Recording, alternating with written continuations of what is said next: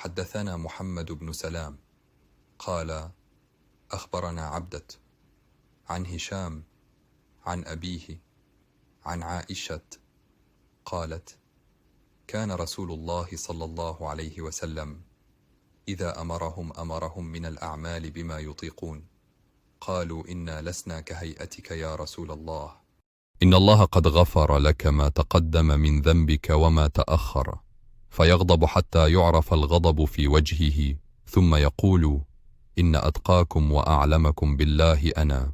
یہ حدیث ہم سے محمد بن سلام نے بیان کی. وہ کہتے ہیں کہ انہیں اس کی ابدا نے خبر دی. وہ ہشام سے نقل کرتے ہیں. ہشام حضرت عائشہ رضی اللہ عنہا سے. وہ فرماتی ہیں کہ رسول اللہ صلی اللہ علیہ وسلم لوگوں کو کسی کام کا حکم دیتے تو وہ ایسا ہی کام ہوتا جس کے کرنے کی لوگوں میں طاقت ہوتی. اس پر صحابہ رضی اللہ عنہم نے عرض کیا کہ یا رسول اللہ، ہم لوگ تو آپ جیسے نہیں ہیں، آپ تو معصوم ہیں اور آپ کی اللہ پاک نے اگلی پچھلی سب لغزشیں معاف فرما دی ہیں، اس لیے ہمیں اپنے سے کچھ زیادہ عبادت کرنے کا حکم فرمائیے. اس پر صحابہ رضی اللہ عنہم نے عرض کیا کہ یا رسول اللہ، ہم لوگ تو آپ جیسے نہیں ہیں، آپ تو معصوم ہیں اور آپ کی اللہ پاک نے اگلی پچھلی سب لغزشیں معاف فرما دی ہیں، اس لیے ہمیں اپنے سے کچھ زیادہ عبادت کرنے کا حکم فرمائیے. یہ سن کر آپ صلی اللہ علیہ وسلم ناراض ہوئے، حتیٰ کہ خفگی آپ صلی اللہ علیہ وسلم کے چہرہ مبارک سے ظاہر ہونے لگی.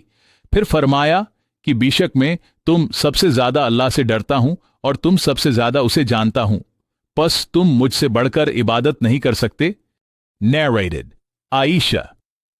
Whenever Allah's messenger ordered the Muslims to do something, he used to order them deeds which were easy for them to do, according to their strength and endurance.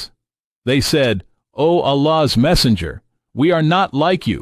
Allah has forgiven your past and future sins. So Allah's apostle became angry, and it was apparent on his face. He said, I am the most Allah-fearing and know Allah better than all of you do.